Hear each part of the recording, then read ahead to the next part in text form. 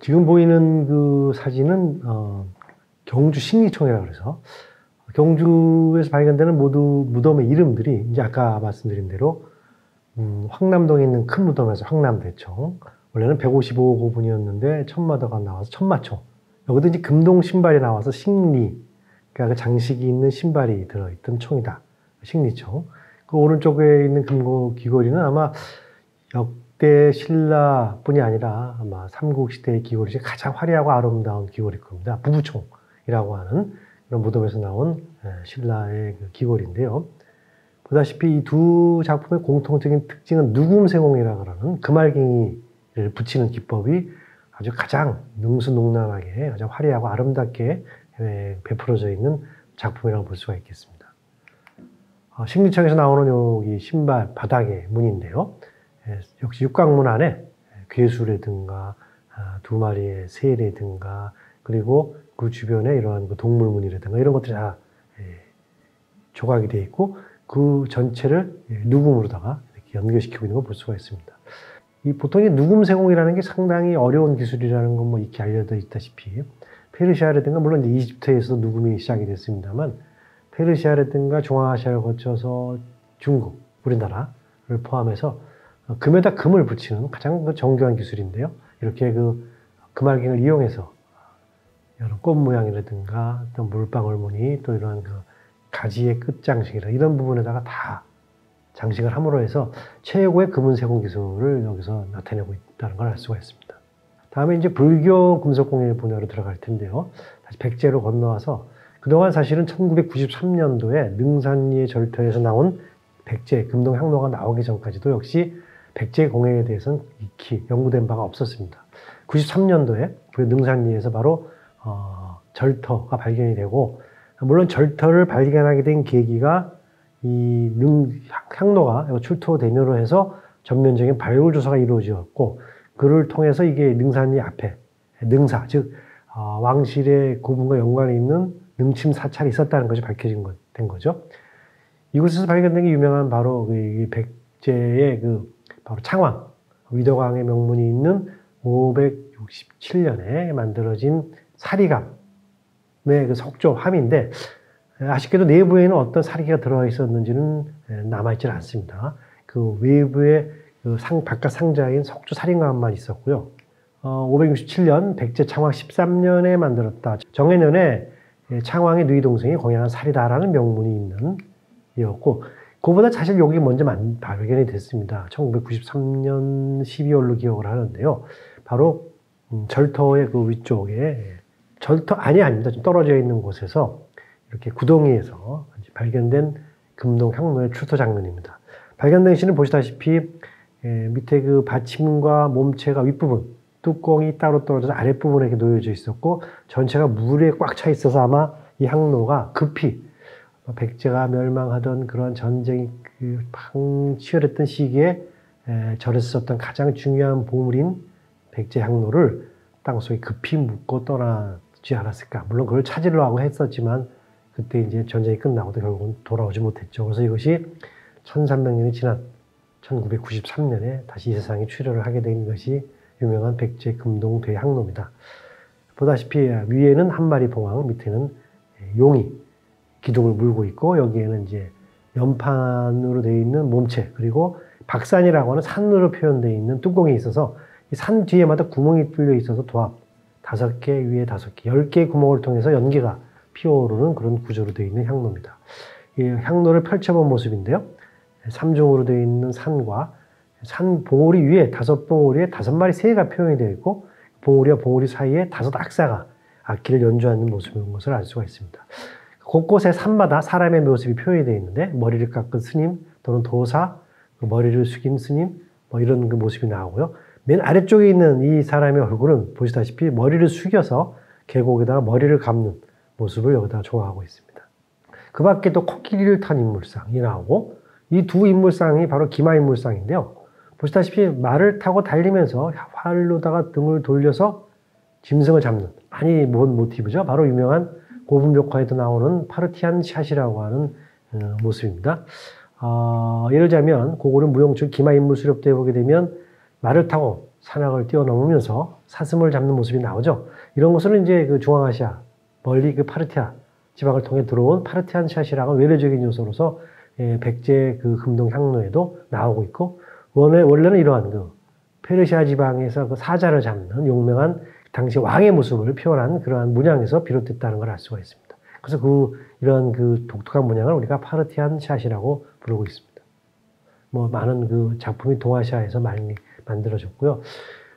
향로의 뚜껑의 뒷부분은 포수라 그래서 뭐 괴수의 얼굴 모습을 표현하고 있는데, 뒷문을 지키는 수호신이 됩니다. 그래서 향로의 뒷부분에 이 포수가 조각이 되어 있습니다. 몸체는 이처럼 여러 개의 연판 안에 동물상, 인물상들이 그대로 부조로다가 나타나고 있고, 아랫부분은 주목하는 것이 이렇게 용이 얼굴을 들어서 기둥을 물고 있는 모습인데요.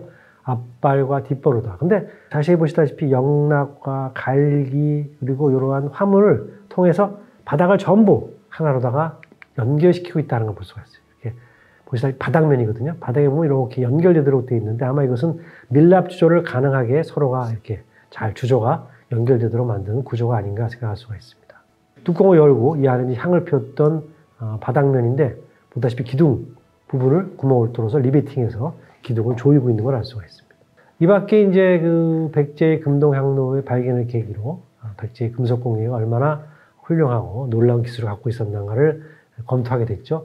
그래서 한참 시간이 지난 다음 2005년에 다시 백제 부여지방에 대한 많은 조사가 이루어지는데 그 중에 하나가 여기 보이는 백마강 있죠. 백마강의 그 고란사, 즉 낙화하면 건너편에 절터가 하나 있는데 그게 유명한 왕흥사지라는 절터입니다. 왕흥사지에 대한 발굴 조사가 이루어지면서 다 발굴 조사가 이제 끝날 무렵에 목탑, 즉 그 탑이 있는 자리에 이런 그 돌뚜껑이 하나 발견이 됩니다. 그 돌뚜껑을 걷어냈더니 그 안에 사리개가 들어 있었습니다. 바로 돌뚜껑 자체가 바로 심초를 덮은 사리함이었다는 걸 알 수가 있죠. 근데 이 사리함은 왜 중요하냐면 열어보니까 이 사리함 안에 그 삼중의 사리기가 들어있었는데 바로 금, 은, 동으로 이루어진 사리기가 이 안에서 보관이 되어 있었고 특히 사리기 외함에 음강으로다가 조성기가 기록이 되어 있었는데요. 내용을 보게 되면 정유년 2월 15일 577년이죠. 백제왕창. 이 창왕은 아까 보셨던 능산리 절터의 그 사리감, 석조 사례감에 나왔던 창왕입니다. 그때 창왕이 아마 아들이 먼저 왕자가 죽었나 봐요. 그래서 왕자를 위하여 절을 세우고 왕흥사를 세웠다는 얘기죠. 그 창건에 대한 얘기가 나오고 본래 사리 2매를 묻었는데 이 사리기 안에 사리를 2개를 두었는데 이 재밌는 그 부분입니다. 신의 조화로 신화 위삼 셋이 되었다. 2개를 묻었을 때 신의 조화로 3개가 되었다. 그러니까 사리의 어쨌든 분사리에 대한 신이 경이로운 그런 신령스러운 얘기를 여기다 기록한 건데 문제는 이 안에 발견되었을 때는 사리가 3알이 없었어요. 그래서 어쩐지 어떤 이유인지 몰라도 사리는 남아있지 않았습니다. 신의 조화로 사라지게 된 건지 뭔지 모르지만 이 안에 물밖에 없었어요. 저희가 조사를 직접 했었는데 근데 이제 이 백제금속공예 중에 577년에 이미 사리신앙이라는 게 비롯되었고 물론 아까 567년에 사리기 외함이 나와서 사리기가 있었을 것이다 추정을 했습니다만 사리기는 발견되지 않았고 최초의 사리기가 만들어진 백제의 사리기 최초의 사례인데 여기 명문까지 있어서 동아시아에서 가장 연대가 앞서는 사리기고요. 이 금제함을 은제 뚜껑 덮인 병에다 넣었잖아요. 근데 금제 병을 세웠을 때 넘어지지 않도록 안에 보게 되면 이렇게 턱을 만들어서 이 바닥이 딱 끼워지게 되어 있습니다. 그래서 아마 이러한 그 배려도 처음부터 했다는 걸 알 수가 있습니다. 내부에 은제병 안에 그 턱이 있는 그 모습, 여기에 금제병이 바닥이 올라가게 되어 있는 겁니다. 이를 계기로 2005년에 이제 왕흥사지가 발견되고서 그동안 많은 그 백제의 절터는 다 도굴이 됐고 백제의 절터 남아있지를 않아서 연구가 안 이루어졌었죠. 그래서 당연히 너무나도 유명한 미륵사지조차도 여기는 사리기가 없을 것이다. 다 도굴돼서 사라졌을 것이다 했는데 왜 왕흥사지의 발견을 계기로 이거 새로운 조사가 이루어졌냐면 아까 보셨던 것처럼 왕흥사지의 사리기는 맨 지하 심초석 밑에 구멍을 뚫고 뚜껑을 덮은 다음에 안치한 걸 알 수가 있었어요. 다시 말해서 탑이라든가 건물이 다 사라져도 사리기는 지하에 묻혀 있었기 때문에 안전했다는 거죠. 그걸 계기로 미륵사지 역시 조사를 시작하게 되는데 미륵사지를 해체를 하고 나니까 이게 바로 미륵사지 원래 그 석탑의 모습이고, 완전 해체 수리를 하면서 맨 바닥, 지하에 심초석에 이런 뚜껑돌이 있었고, 뚜껑통을 열어보니까 그 안에 역시 사리기와 사리봉용기, 사리를 맨합한 여러 가지 연기를 쓴 사리봉용기가 이렇게 들어있었습니다. 사리기와 사리봉용기 발견되는 모습이고요. 그 맨 바닥에는 6개의 그 함이 있어서 그 안에 많은 공양분들이 또 들어있었습니다. 추가로 설명을 드리겠습니다만, 이 사리기는 중요한 것이 사리를 맨앞에서 당시에 여러 가지의 상황을, 공양에 대한 내용을 쓴 바로 탑지 또는 사리봉용기라는 게 들어있다는 거죠. 주목되는 것은 여기 이제 그 639년에 해당이 되는 명문이 나오고, 보통 이제 그 무왕이 미륵사지를 창건한 건 다 알려져 있는데, 여기에 나오다시피 무왕이라는 것보다는 백제 왕후가 창건했다는 것을 밝히고 있고, 또 하나는 우리가 이제 무왕이 비인 선화공주가 아니라 여기 백제 왕후가 사택 적덕이라는 분의 딸이라는 것을 밝히고 있습니다. 그래서 이런 것들을 통해서 삼국유사나 이런 데 나오는 이런 시대적인 얘기와 역사에서 나오는 얘기와 달리 분명히 여기는 백제의 왕후를 맞아들여서 한 신라의 공주가 아니라 왕후가 백제의 최고의 귀족 명문인 사택 집안의 딸이었다는 새로운 사실을 밝히게 되었고, 정확한 미륵사지의 창건이 639년이라는 것을 사리기를 통해서 밝혀지게 된 셈이라고 보시면 되겠습니다. 거기에 발견된 사리기는 주목되는 것이 이제 바로 이렇게 금동제 사리 외함, 벽으로 되어 있는 사리기와 그 안에 순금제 사리기가 들어가 있는데, 보시다시피 아마 순금제 사리기를 여기 넣어야 되는데 목이 좁죠. 그래서 바깥에 있는 금동 사리 외함은 이렇게 양쪽으로 벌려서 뚜껑을 열게 되어 있습니다. 이렇게 열려져 있는 상태고요. 이것도 사리병, 내부의 금제 사리병도 뚜껑이 열려지게 되어 있어요. 그래서 아주 그 기발한 아이디어를 통해서 아까 금제병을 은제병에 넣을 때 턱을 세웠던 것과 마찬가지로 백제의 장인들이 어쨌든 기발한 그런 아이디어를 여기서도 볼 수가 있습니다. 특히 주목되는 것이 여기 나오는 문양인데요. 문양이 아주 섬세한, 이렇게 꺾어진 듯한 독특한 모습의 백제의 어쨌든 당초문입니다. 마치 소라 껍질 모양으로 돌아가는 문양이라든가, 그리고 그 사이에 이제 연주문도 있지만 어자문이라 해서 빈 곳을 메우는 이런 문양을 전부 다 여기다 심을하고 있고요. 뚜껑에도 그러한 자세한 문양이 들어가 있습니다. 여기 이제 639년, 아까 보셨던 왕흥사지가 577년이라면 이거보다 한 60년 뒤에 만들어진 미륵사지 사리장으로 보다 훨씬 더 장식적이고 문양도 아주 이제 세련된 문양을 바뀌고 있다. 특히 왕흥사지에는 그런 문양은 볼 수는 없습니다. 단순한 형태만 볼 수가 있었죠. 뚜껑, 금제사리기의 뚜껑을 한번 보십시오. 뚜껑도 이렇게 섬세한 문양이 다 전체에 다 시문되어 있습니다. 금동사리기 바닥면인데, 여기서 주목되는 부분이 바로 여기 나오는 소라 껍질 모양의 넝쿨형 당초문인데요. 이거에서 새롭게 주목하게 된 이유는 여기 보이는 정창원 소장 유리 잔의 받침입니다. 유리는 당연히 페르시아나 이쪽에 서역에서 수입한 유리인데, 여기 보면 이렇게 물방울 무늬가 들어있는 우리 황남대총에서 발견된 예가 있습니다만, 이 밑에 은제 잔의 바닥면에 보이는 문양은 여기 보이는 문양과 일치하고 있어요. 그래서 이런 소라껍질 모양 독특한 이런 문양이 아마 이것도 백제의 제작이 아니겠냐는 저희들 주장이 아니에요. 일본 학자들이 자기네가 이것을 밝히고 발표한 적이 있어서 우리는 자기네가 그렇게 얘기하니까 당연히 백제의 제작의 가능성에 대해서 충분히 우리는 동의를 하고 있습니다. 그런 문양을 통해서 서로 교류가 이루어지는 걸 알 수가 있어요. 하다못해 백제 수입했다 그래도 할 말은 없습니다. 왜냐하면 유리 자체는 원래 백제의 제작이 아니라고 볼 수가 있으니까요. 금제사리병의 그런 모습이고요. 아까 잠깐 바닥면에 나온 6개의 조그만 합이 있는데, 이 합은 다 크고 작아요. 근데 형태도 조금 다르고, 합 하나를 열어봤더니 여기 달소리라는 직분이 나오는데요. 그 합에는 이런 금은보화라 그러죠. 정말 금제 구슬, 고곡 이런 여러 가지가 잔뜩 들어가 있었어요. 아마 6개의 합마다 서로 다른 그런 직급을 가진 당시 귀족들이 왕후가 탑을 세울 때 희사했겠죠. 정제를 희사했다고 나옵니다. 명문에. 자기네들도 귀한 보석들을 여기다 집어넣어서 탑 안에다가 공양을 했던 걸 알 수가 있습니다. 실제로 꺼내본 모습이고요. 이런 유리구슬, 고고, 이런 금제구슬 이런 것들이 다 들어가 있었습니다. 하나의 합에는 더 많은 양의 이런 조그만 유리구슬들이 들어가 있었습니다. 유리라는 게 요새는 흔하지만 당시에는 금은보다 더 귀하고 아마 값비쌌던 보석이었던 걸로 추정을 하고 있습니다. 그 밖에도 이런 금동 광배, 여기 나오는 이런 당초문, 굉장히 그 후대, 물론 이제 7세기 겁니다. 이거는 더 훨씬 더 세련되고 또 이렇게 그 문양화된 이런 패턴, 똑같죠. 같은 7세기 겁니다.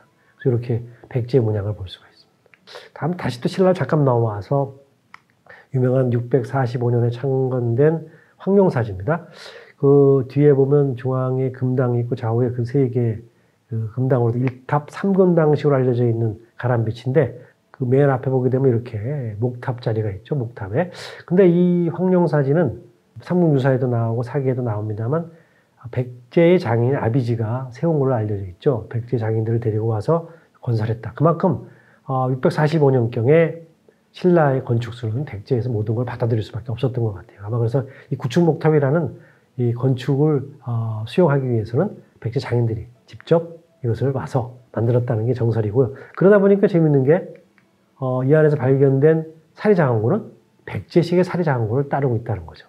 심초석 위에 그 뚜껑을 덮고 뚜껑 안에 보면 구멍을 뚫어서 이 안에 사리기를 넣고 있습니다. 대표적인 두 개의 사리기가 발견이 되는데 하나는 왼쪽 것은 초창 당시에 645년에 넣었던 사리기와 사리장원고들이고 오른쪽 것은 통일신라 때 한번 8세기 후반쯤에 낙뢰를 통해서 해체가 됩니다.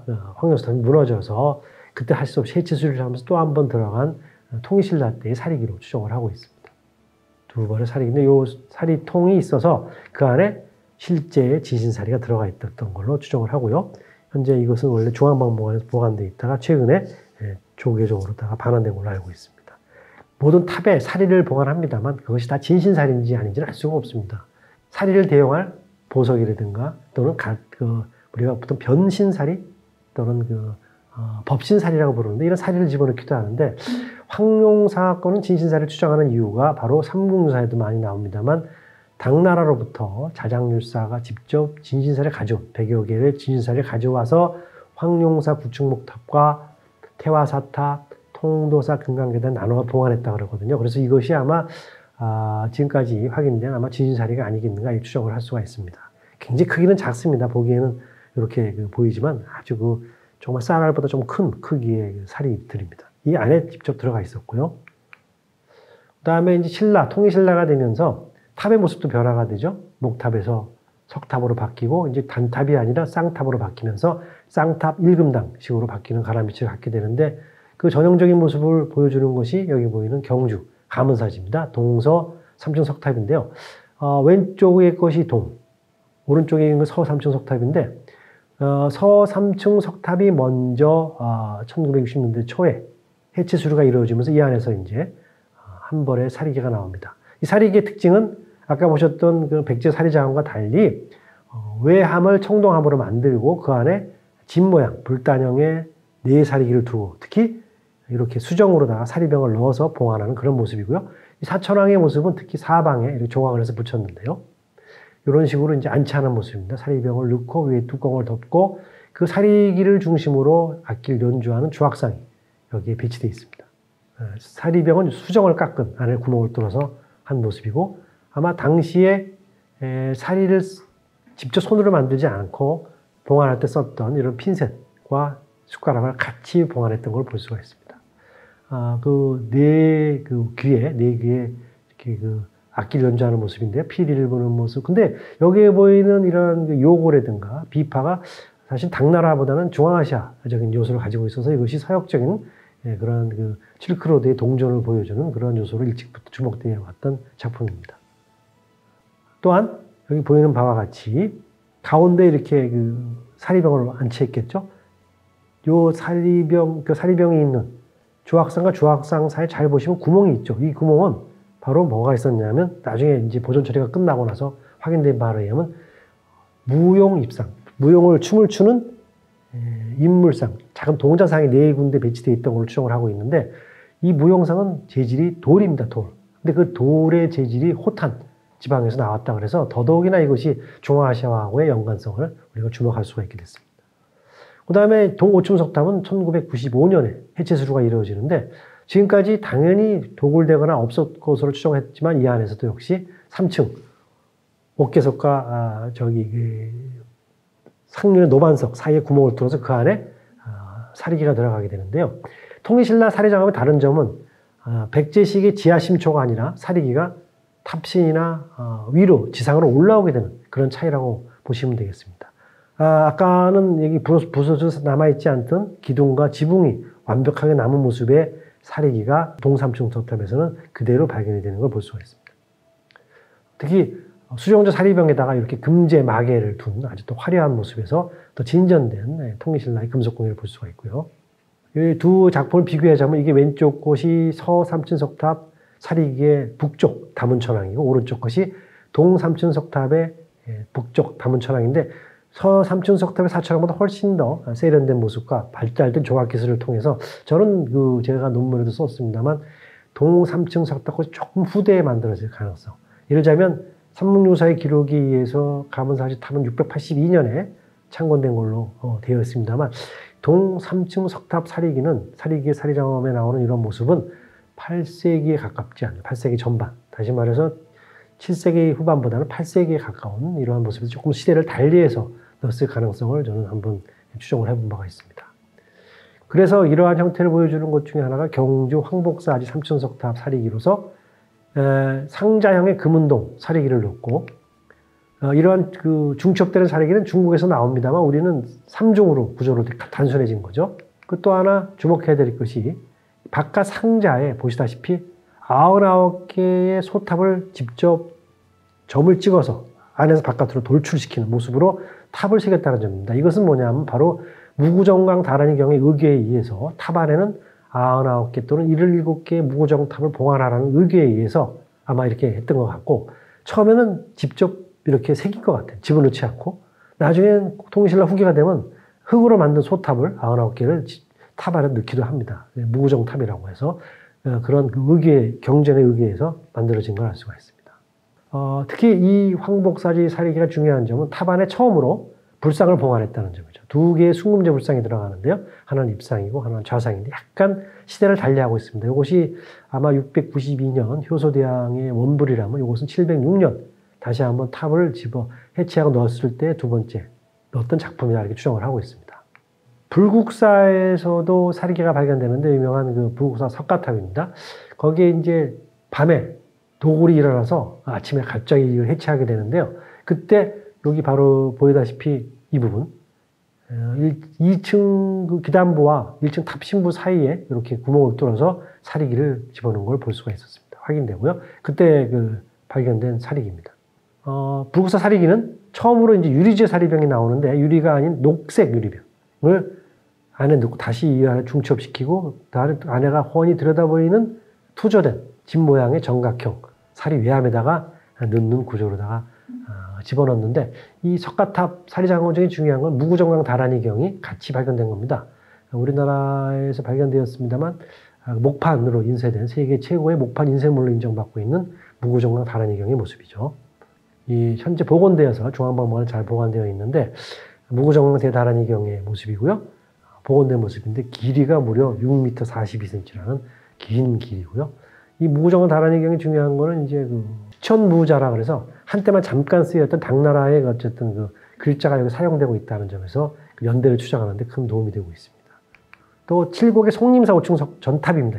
벽돌탑인데요. 여기 이 탑신석에서 발견된 것 같습니다. 이거는 거북 모양의 사리기를 사리암 외하면에 사리기를 넣었는데요. 아쉽게도 위에 뚜껑은 지금 사라졌어요. 이제 도난이 된 데도 남아있지 않습니다만 이렇게 가장 아름답고 아주 작지만 굉장히 화려한 사리기가 한 벌이 들어가 있었는데 독특하게 내부의 사리병을 다시 이 컵 모양, 즉 물방울 무늬가 있는 컵 모양의 사리 외함에다가 중첩시키고 있다는 점이 송림사 사리장엄의 특징입니다. 사리기의 특징이고요. 이렇게 하나하나를 금판을 다 오려서 지붕과 영락을 만들고 그 안에 사리기를 배치한 모습인데요. 아마 이런 지붕의 모습은 천계, 아마 고대 상륜부 천계에 나오는 그 부분을 그대로 여기다가 재현한 것이 아닌가 추정을 하고 있습니다. 다음에 이제 통일신라 사리기 중에 또 하나의 수수께끼가 여기 나오는 익산 완궁리 5층 석탑 사리기입니다. 왜냐? 이 탑에 대해서는 여러 설이 있어요. 통일신라에서 만들어졌을 것이다. 또 하나는 고려 초기의 탑이다. 또 하나는 백제에 만들어진 탑이다. 이런 그 세 가지 설이 있기 때문에 당연히 이 안에서 나오는 사리기는 통일신라설, 백제설, 고려초설인데 고려초는 왜 사라졌냐면 저희가 조사한 바로는 이 기단부에서 심초 안에서 발견이 되는데요.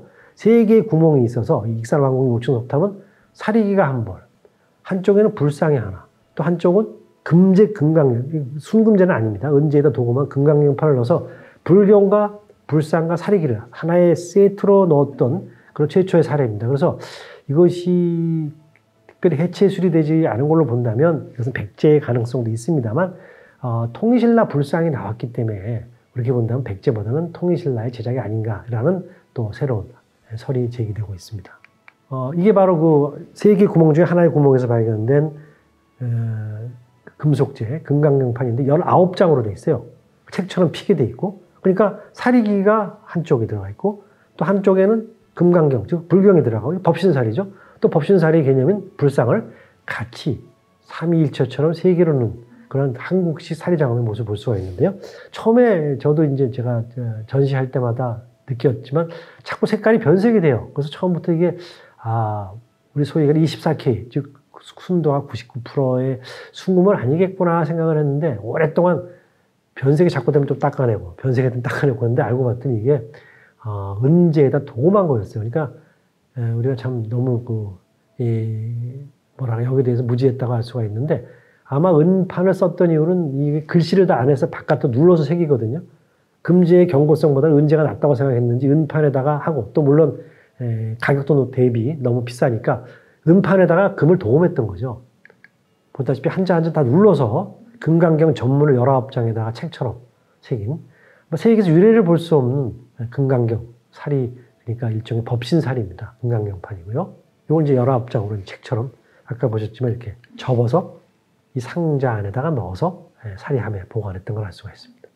그다음에 통일신라의 많은 금속공예 연구가 이제 새로운 진척을 보이기 시작하는데 물론 사리장엄이라든가 불교의 여러 가지 사찰, 절터뿐이 아니라 새로운 발굴 조사가 많이 일어나 전국적으로 그 가운데 하나가 군위, 경상북도 군위의 인각사지의 경내를 발굴 조사하다가 건물터가 아닌 이상한 승탑지, 부도로 보이는 탑지 밑에서 이런 그 일괄 공예품이 발견이 되는데 2008년 10월에 쇠북안에 사리기는 아니고 쇠북안에 이러한 합과 정병과 이런 것들이 함께 들어가 있는 일괄 공예품이 나옵니다. 바로 유명한 인각사지 출토 금속 공예품인데 정병이 2점, 손잡이가 있는 병양로 그리고 사리기처럼 보이지만 합입니다. 향합 이렇게 뭘 담는 이중경 원합 그 주변에는 이러한 도자기가 있었고 아까 보셨던 이게 바로 금고의 뒷면입니다.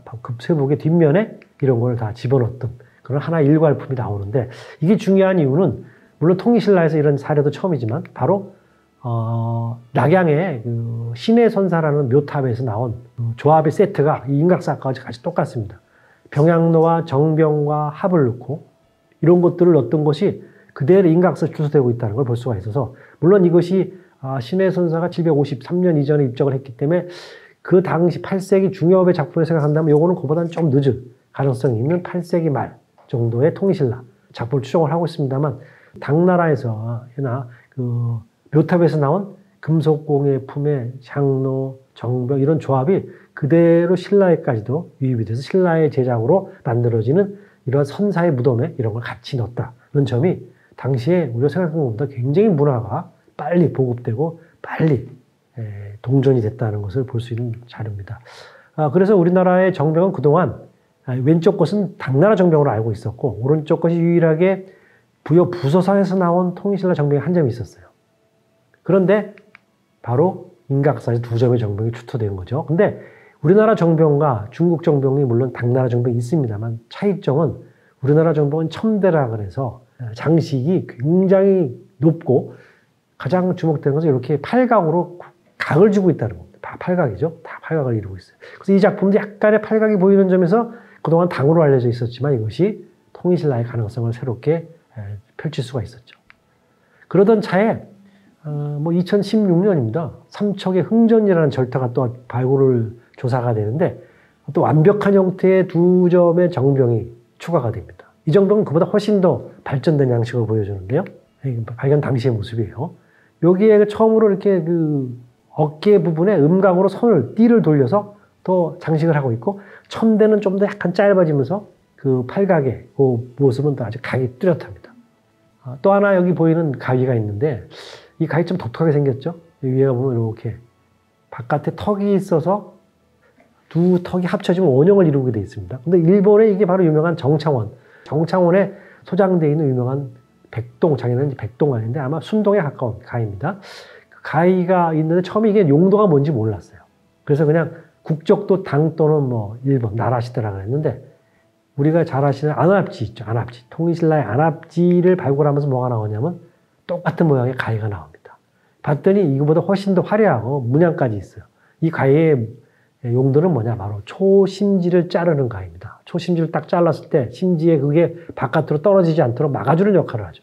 그 다음부터 이 정창원 소장품이 통일신라에서 전해졌을 가능성이 대두가 되어서 요새는 통일신라 이렇게 이제 나오게 되고요. 같은 시기에 만들어진 작품. 이처럼 동아시아에서 우리나라의 그 공예품들은 일본 또는 중국과 어떤 가교적 역할뿐이 아니라 통일신라 자체가 많은 유물들이 일본에 건너가서 굉장히 많은 영향을 주었다는 걸 알 수가 있습니다. 문양은 또 우리가 더 확실하게 이런 문양이 있고, 일본 거는 그런 게 없어요. 아마 조금 더 후대일 가능성도 있지만 이것이 또 왕실 부장품이니까, 완압지가 바로 왕실 앞에 있는 거지 않습니까? 그래서 직접 왕실에서 만들고 썼던 것이 아닌가 추정을 하고 있습니다.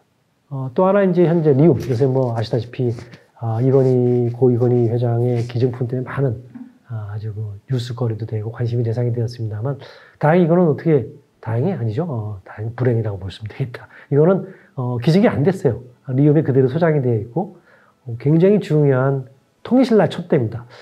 통일신라 촛대가 화려하다는 걸 여기서 볼 수가 있는데요. 일단 금동이에요. 그리고 여기 보이는 보석이 다 붙어 있죠. 보석 위에다 박혀 있습니다. 이게 아마 수정으로 돼 있을 텐데, 수정을 전부 박아놓고, 근데 보존 처리를 통해서 봤더니 이 안에 전부 문양이 음각으로 다 화려하게 들어가서, 국보입니다. 국보 두 점이.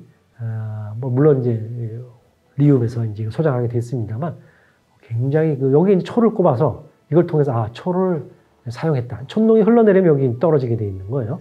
아름다운 당시 통일신라 촛대입니다. 종에 대해 좀 설명을 드리자면요.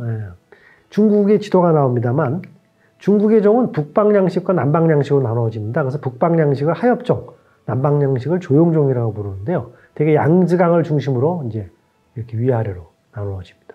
이 조용종 중에서 제일 연대가 앞서는 것이 여기 보이는 남쪽에 있었던 진나라에서 만들어진 진택원 7년명종이라는 종인데요. 명문이 있고요. 이것이 제일 오래된 종입니다. 근데 이것을 우리가 조용종의 이제 가장 최고의 작품으로 봅니다만, 남쪽 지방의 종은 이처럼 직선화된 몸체를 가로지는 십자형의 띠, 그리고 가운데 당자, 종을 치는 자리를 두고 쌍용의 용류로 되어 있는 모습이다. 근데 이런 모습을 그대로 반영한 것이 남쪽 지역의 종입니다. 그래서 당나라까지도 그 개성이 그대로 이루어지고 있고요. 북방 양식은 다릅니다. 북방 양식은 밑에 우선 굴곡이 있다는 거, 하엽종이라고 얘기를 하는 게 바로 그런 이유입니다. 굴곡을 이루고 있고, 위에 보면 이렇게 약간 나팔처럼 벌어진 외형과 몸체를 여러 개의 띠로 나눈 다음에 다양한 문양이 들어갑니다.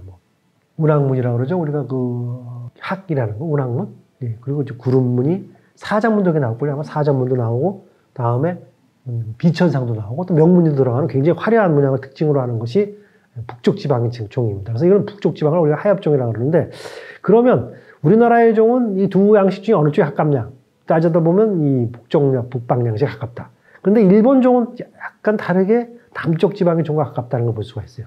우리나라 종의 특징이 바로 우리는 단용이라고 그러죠. 쌍용이 아닙니다. 일본 종이나 중국 종은 쌍용인데, 우리는 한 마리의 용이 목을 구부려서 이처럼 종의 그 윗부분을 물어 올리는 듯한 형상이고, 뒤에는 삼국 중에서 유일하게, 동아시아 종 중에 유일하게 음통이라고 하는 굵은 파이프 형태의 관을 이렇게 붙여 있다는 걸 볼 수가 있습니다. 그리고 이런 부분을 우리가 종을 거는 거리라고 해서 용류라고 그러고, 일단은 종의 외형이 항아리처럼 위에가 좁고 배가 불룩하고 아래로 가면서 다 좁혀지는 그런 굴곡을 이루고 있다. 상대와 하대라는 문양띠를 가지고 있고, 여기에 이제 문양이 들어가겠죠. 그 다음에 이제 연꽃봉오리를 한 방에 9개씩, 도합 36개 연꽃을 이렇게 배치하고 있는 것도 한국종이 갖고 있는 도드라진 특징 중에 하나입니다. 그리고 아까도 잠깐 말씀드렸지만, 이게 그 종의 몸체에는 주악상, 물론 중국종의 북방 양식의 종이 일부 나옵니다만, 그런 여러 군데 나오는 게 아니라 이렇게 앞뒤나 이렇게 양쪽에 악기를 연주하는 주악상 또는 천인상 이런 그 아름다운 장식을 종신에 배치해서 더더욱 화려하게 꾸미는 것이 한국종의 특징 중에 하나라고 볼 수가 있습니다. 그리고 이제 그 아까 잠깐 설명드린 음통의 역할은 아마 종의 내부로 들어가 보면 이렇게 관통들을 구멍이 뚫린 거로 봐서는 종의 소리하고 연관을 시킬 수가 있다. 이렇게 하고 있습니다. 아직까지는 이제 과학적인 원리라든가 이런 건 정확하게 규명되지 못하고 있습니다. 보이는 것이 바로 그 우리나라 종 중에서 가장 큰 크기를 가지고 있는 경주박물관 소장의 성덕대왕 신종으로서 높이가 366cm, 그 무게가 8.9톤. 그러니까 거의 그 당시에 구리 12만 근을 소유해서 만들었다는 기록에 걸맞게 최고의 그 중량을 지닌 뭐 거의 세계에서 가장 크고 뭐 큰 거는 크기가 더 큰 건 물론 중국에도 있어요. 중국이 영락대종이라서 5m가 넘는 종은 있습니다. 일본에도 지원한 종이 있는데 크기를 떠나서 문양과 아름다움을 가지고 있고 공교롭게 아직도 칠 수 있는 그러한 유일한 종이 아마 이 성덕대왕 신종이 아닌가 생각이 듭니다. 이 성덕대왕 신종보다 먼저 만들어진 것이 통일신라의 상원사종입니다. 현재 그 오대산 상원사 소장되어 있는 725년 종으로서 한국종의 가장 전형적인 모습을 잘 보여주고 있다고 보시면 되겠습니다. 한 마리의 단룡이 목을 구부려서 종을 물어 올리는 모습, 굵은 음통에 달려있고 위아래로다가 아름다운 문양이 들어가고 종신에는 종을 치는 자리에 뒤에 둥그런 당자라 그러죠. 연꽃보리의 자리를 마련을 하고 그 사이 이 종신의 여백에는 주악상을 배치하고 있는데 이렇게 주악상은 하늘에서 날아 내려오면서 악기를 연주하는 모습입니다. 보시다시피 한 사람은 생황이라고 하는 죽관악기, 한 사람은 그 하프처럼 생긴 공후라고 하는 그러한 악기를 치는 연주하는 모습인데 구름 위에 무릎을 굽히고 앉아서 정말 악기를 연주하고 천상의 소리를 들려주는 그러한 모습을 여기에 표현하고 있다. 그래서 우리나라 종이 동아시아 종 중에서 가장 아름다운 이유가 이러한 그 비천상 그리고 조각에 아주 그 탁월함이 있다고 볼 수가 있고요. 또 하나 중요한 점은 소리가 일본 종과 중국 종과 비교될 수 없는 정말 훌륭한 여음과 보통 종을 쳤을 때 나오는 그런 타격음과 함께 나오는 여음이라고 그러죠. 긴 공명이 오랫동안 유지되기 때문에 한국의 종이 최고로 치는 우수성을 인정받고 있습니다. 이 종은 725년에 만들어진 통일신라 종입니다만 보시다시피 이렇게 깨져서 현재 보수가 된 상태라서 아직은 현재는 치지 못하고 있습니다. 위에 보면 이 종은 상부에 이렇게 음강으로다 명문이 있어서 725년에 시작된 걸 알 수가 있고요. 원래는 아마 강원도 어디 문류에 있던 걸 옮겼다고 조선 예종연간에 옮겼다는 기록을 통해서 보면 이것은 아마 신라 그 경주에서 멀지 않은 곳에 절에 있었던 고찰에 있던 종이 아니었나 추정이 되고요. 원래 상원사 종은 아니라고 볼 수가 있습니다. 특히 이 종에서 주목되는 건 상대에는 반원권 안에 두 분의 주악상, 하대에는 반원권 안에 네 분의 주악상을 넣어서 정말 한 곳 어디 부족함이 없이 아주 빽빽하게 아주 그 화려한 또는 정교한 문양으로다가 다 조화하고 있다는 점이 이 종의 아름다운 특징 중에 하나입니다. 역시 음통에 구멍이 뚫려져 있고요. 현 경주박물관에 걸려져 있는 성덕대왕 신종의 모습인데 75년에 옮겨진 것이고요. 1915년에 이미 동원으로 옮겨가는 그러한 모습의 성덕대왕 신종의 이웃 모습인데 아마 당시에도 굉장히 큰 구경거리가 됐는지 많은 그 경주 문민들이 나오고 그 달구지를 이용해서 이렇게 끌고 가는 모습입니다. 현재 걸려있는 성덕대왕 신종인데 성덕대왕 신종은 보시다시피 종의 중심은 명문입니다. 앞과 뒷면에 새겨진 명문으로서 성덕대왕 신종 지명이라고 하는 앞면에 또는 뒷면에 그 사원으로 절구로 되어 있는 시가 들어가 있는데요. 내용을 보게 되면 이게 이게 이제 사인데 뒤에가 사로 되어 있고 여기 보면 이제 성덕대왕 신종 지명이라고 되어 있죠. 이제 사원 절구로 되어 있는 명입니다. 사입니다. 가장 중요한 내용 중에 하나가 여기 보이는 것처럼 마침내 신종이 완성되니 그 모습은 선과 같이 우뚝하고 소리는 용의 소리와 같다. 메아리가 위로는 여기 바로 그 극락세계를 말하는 겁니다. 색구경천까지 들리고 밑으로는 무저의 최하인 금륜제, 지옥세계를 말하는 거죠. 바로 모양을 보는 자는 모두 신기하다 칭찬하고 소리를 듣는 자는 복을 받겠다. 이 종소리를 통해서 모두 복을 받았다는 그런 바로 명문이 여기 다 새겨져 있습니다. 일본에 많은 우리나라 종이 건너가 있는데요. 여기 빨간 표시로 되어 있는 것들이 일본에 건너가 있는 우리나라 종들입니다. 53점 정도가 건너가 있는 걸로 추정이 되고 있고 현재 일본 국보 한 점, 중요문화재 20점 정도가 남아 있습니다. 그 중에 하나가 이제 여기 보이는 운수사종인데요.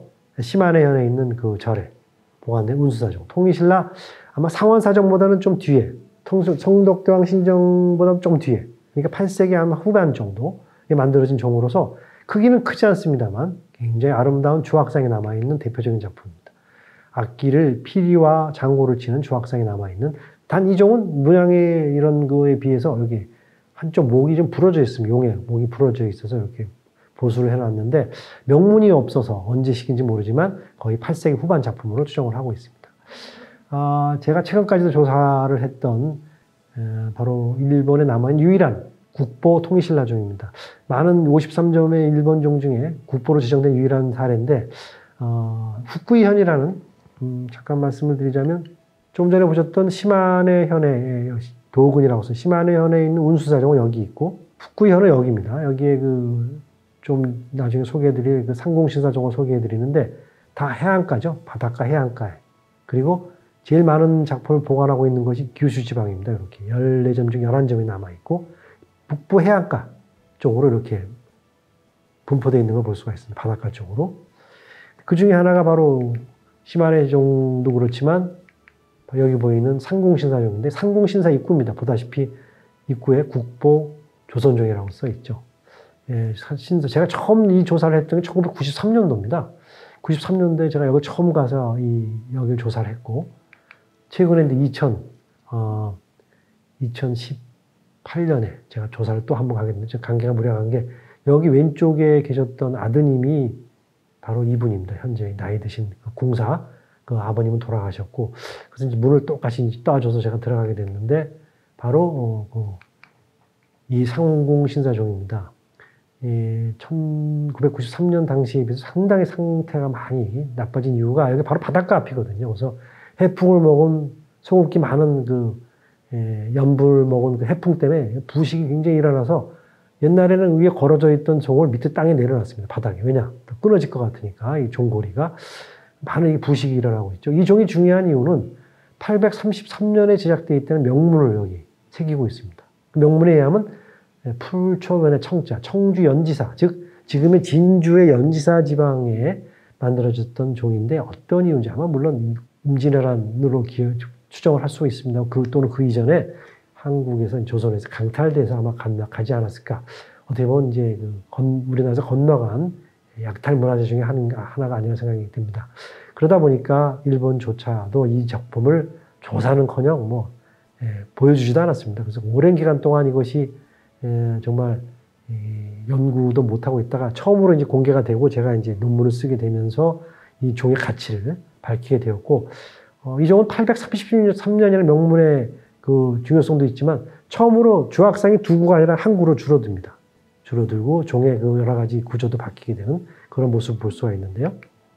명문이 여기 보다시피 이제 청주연지사라는 명문이 나옵니다. 그래서 이게 지금의 진주 지방에 있던 종이라는 걸 알 수가 있고요. 그 밖에도 시마네에 또 하나의 통일신라 종이 있습니다. 광명사라는, 현재는 원종은 떼어서 보호각에 들어가고 새로운 복제종으로 자라났습니다. 근데 제가 조사했을 당시도 이걸 쳤어요. 통일신라 종인데 굉장히 상대가 안 좋았거든요. 바람에. 그러니까 우리나라에는 통일신라종이 아까 보셨던 상원사종, 또 하나 성덕대왕 신종도 있고, 유일하게 이제 국립청주박물관에 땅에서 발견된 운천동종이 통일신라 9세기 종이 하나 있습니다.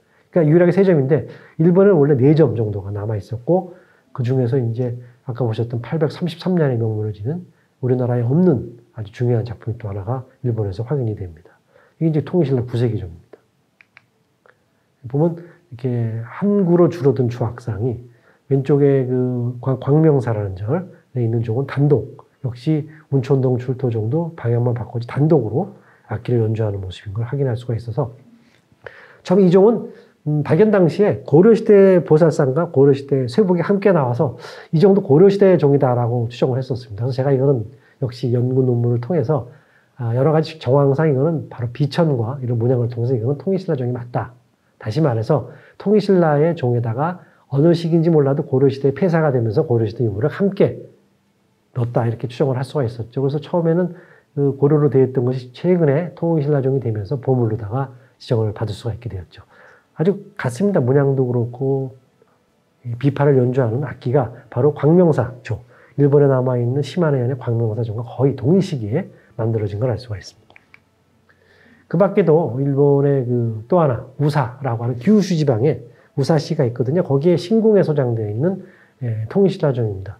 일본에 남아있는 한국종들은 대부분 이처럼 절도 절이지만 신사에서 어떤 쇼군들이죠. 당시 쇼군들이 기증한 게 많은 걸로 봐서는 아마 약탈문화재를 본인들이 가질 수가 없으니까 신사라든가 절에다가 복납을 했던 걸 알 수가 있습니다. 이것도 바로 그때 아마 어느 시기인지 몰라도 복납한 통일신라 904년, 우리한테는 없는 유명한 바로 우사신궁이라는 곳에 있는 통일신라종입니다.